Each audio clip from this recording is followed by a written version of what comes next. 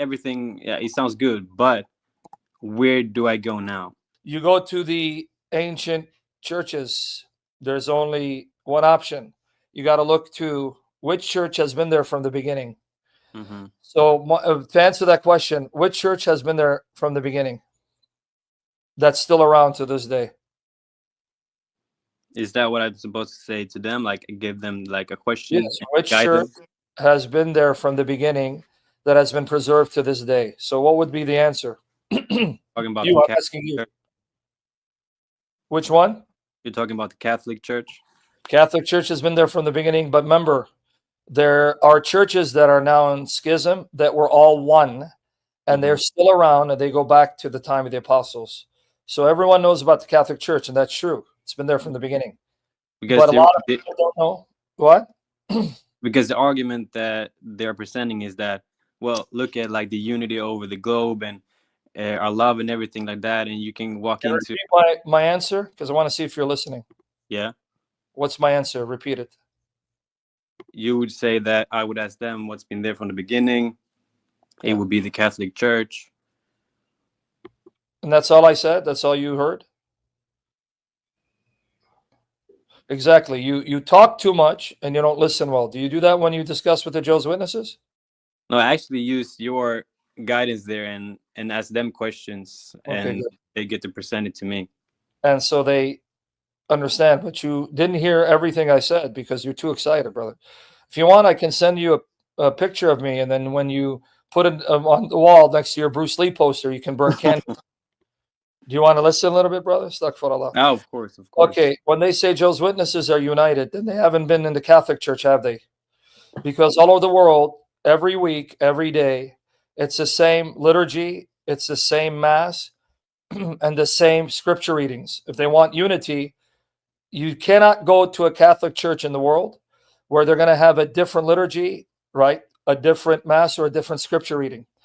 But what I was trying to get at is Catholic Church has been there from the beginning, but there are other churches that have been there from the beginning that are still around to this day because they were all one church, but they split sadly. Hmm. So when the Jehovah's Witnesses tell you about unity, because either they're deceived or they're liars or both, because you haven't been in an Orthodox church or in the Catholic Church to see, I can go to the Catholic Church on a Sunday in one area and then go to another Catholic church on that same Sunday in another area, same liturgy, same mass, same scripture reading. It's the same all over the world. So who deceived them to thinking they're the only ones who have unity? I think they're very isolated, and they think they're Exactly. Cults isolate and brainwash. But say, why don't you go and see? Here, you can do this. very, Go look for a Catholic church in your area on a Sunday and go to the different times. Like say, I'm going to go 9 in the morning to this Catholic church. Then there's a Catholic church that's there at 12 noon. You're going to see it's the same scripture reading because they follow the liturgical calendar. It's going to be the same Mass, same Eucharist. okay. And it's not just the Catholic Church, because I have to be fair and honest to all the ancient churches. The church was one, but they ended up breaking off due to the Christology, how to explain that Christ is God and man. But till this day, even though they're in schism, they are now looking to reunite, and they're ancient. And if you go to their churches, they have the same liturgy, same scripture reading, same Eucharist. The Eastern Orthodox, Oriental Orthodox Syrian Church of the East. So it's because they haven't been to these ancient churches. They've seen Protestantism. Hmm. The argument that only the Jehovah's Witnesses have unity so that no matter where you go in the world, in any kingdom hall, they're going to be reading the same reading. That's because they're looking at Protestantism and they see how many divisions there are and they're not uniform. But that doesn't work against the Catholic Church, the Oriental Orthodox Church, or the Eastern Orthodox Church, or the Assyrian Church. No matter where you are in the world, on a Sunday, it's going to be the same scripture reading all over the world, right? On Hmm. a Monday, same scripture reading. on a Tuesday, and it's going to be the same Mass. That won't work with the ancient churches. Okay. Yeah, I get it. Any other questions for him? No, just like how would I start introducing this idea? Because just saying like go to a Catholic church might like freak them out. What would you say would be the best way to introduce? That's what you said, what I just said. So have you actually seen these churches that I just mentioned? Have you been there? It's the same liturgy. It's the same Mass. It's the same Mm, reading all over the world. So don't deceive yourself. They've been doing it before you existed. mm. In fact, the Jehovah's Witnesses only came into existence in the late 19th century with Charles Taze Russell. So where was your church? Where was your group prior to the 19th century, late 1800s? There was no church, so Jesus failed to preserve his church. Yeah, it makes sense. Where was their church? Non-existent. So there was no church from the 2nd century up until 1800s. For 1700 years, Jesus failed the church. Mm. Interesting. Or they'll say, in that case, Jehovah God the Father. Jehovah God the Father failed the church, huh? Yeah, I see your point. And they call it congregation. They don't even call it church. Just so they can spite Christianity, they don't call their congregations churches. They'll say, no, the word ecclesia means assembly, called out, or congregation, but they'll say, yeah, that word church, we don't call it church, we call it congregation. And you call your places of worship kingdom halls, huh? Yeah. They're deceiving you, mister. But you left. But that's what you tell them. So do you have any other questions? No, but now I know how like I can get back here if I Let have me any. know. You can come back and find me. And if you want to email me, you have questions, I'll send you an email, say, hey, I got some more questions. But it's okay, brother. But just don't be nervous. Make sure when you light a candle to my picture, don't do it for Bruce Lee, because Bruce Lee wasn't a Christian. Yeah, but it's just crazy because I got sent a video and I realized I don't disagree with anything that he just said, but I disagree with the Trinity. But then when you presented the way that you did, you were talking to a bunch of people, Yeah. and then I just agreed. Yeah, because the Trinity is what the scripture teaches. It's just, if people don't know what the Trinity is and someone misrepresents it, then it's easy to see why the Trinity doesn't make sense, because they don't know what the Trinity is and do not accurately represent it. And you already know the argument, because they keep telling you that only the Father is Jehovah and the name of Jehovah applies to the Father alone. Once you show that's not the case, that the name Jehovah applies not just to the Father, But but to the Son and the Spirit, that doesn't work, because you can have more than one person who has the same name, even among humans, right? I mean, your name is Paul, right? Or is it Paulo? no, it's Paul. No, but that's the thing. When I've used your arguments, they're trying to refute it by trying to refute modalism. It's like the view on Trinity is modalism, and that's Exactly. how I Caricature. perceive it too.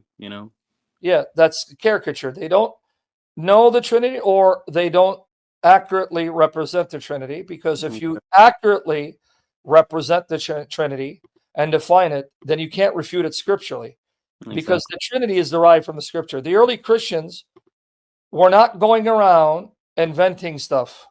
They didn't decide one day, hey, we're bored out of our mind. We got nothing better to do, even though our lives are on the line. The Romans want to murder us because we're no longer worshiping their gods and goddesses, and the Jews will have nothing to do with us. And our lives are already miserable. Many of us are being imprisoned, beheaded, burned alive, tortured. But you know what? Since we're not suffering enough, let's just come up with a doctrine that no one will fully comprehend to make life harder for us and make life more miserable, because we got nothing better to do. Yeah. You think that's what the Christians were doing? No. The Christians had no choice but try to explain what they're reading in the Bible. They could see the Father is God, no doubt about it. But hold on. There's this man named Jesus. We know he's a man. It says he's born of a virgin. He's born of a woman. He grew like a man, slept like a man, ate like a man, got tired like a man, and died like a man. All right, so we know he's a man. But wait, the same Bible that was given to us by the apostle says that he also is called God.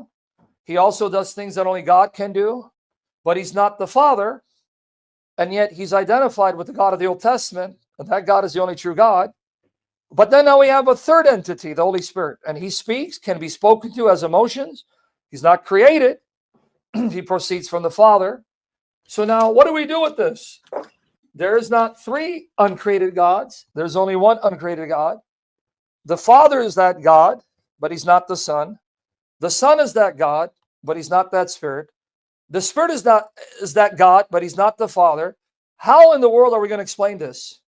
The best explanation has always been the Trinity.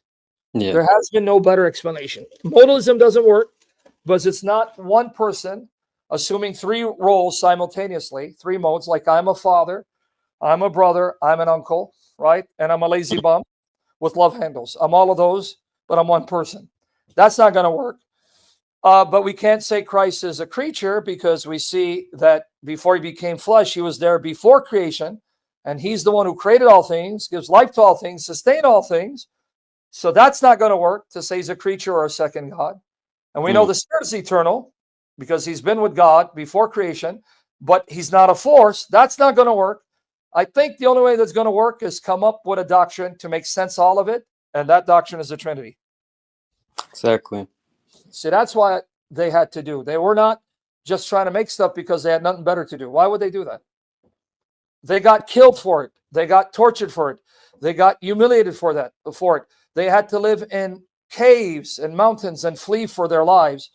You better believe that they had to know what they were talking about and be certain that what they were teaching is truth based on Scripture to go through what they went through.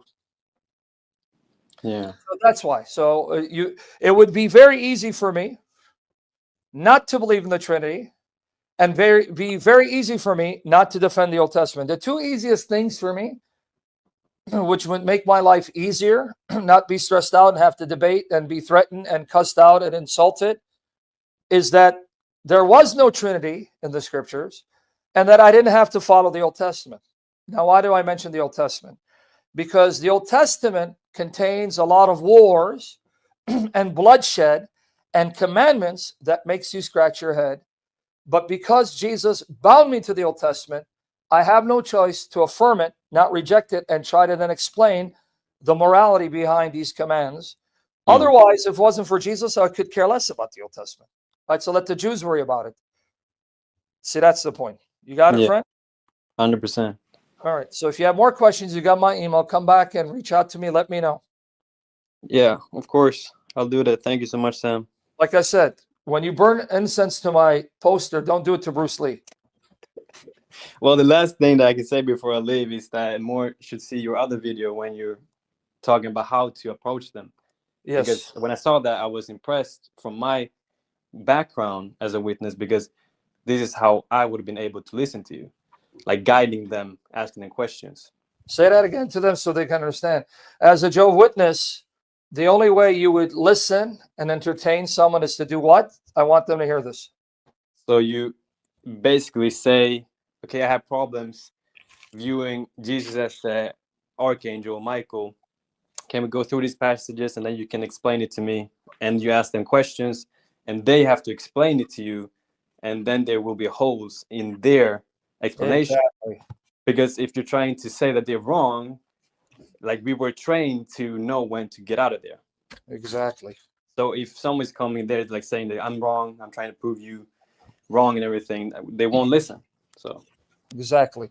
I learned that because I was going to the meetings at Jehovah's Witness Kingdom Hall, and they were teaching people how to ask questions and what not to do. And I heard a speaker say, don't tell them, ask them questions. And so then I realized that they are trained even how to speak and how to approach and what questions to ask. I realized that. And then also they said, do not engage in debate. Exactly. Now, as an ex-Jehovah's Witness, you already know this, right? Yeah. And they tell you don't debate, right? Yeah, don't do anything outside of the organization. Yep, and don't engage in debates, correct? Yeah, don't engage. This cat is killing me, man. Can you take this cat? Because this cat's going to make me get up all the time. Does the cat see? Look. Okay, here now. All right, let's see. The cat wants to get out. All right, dude.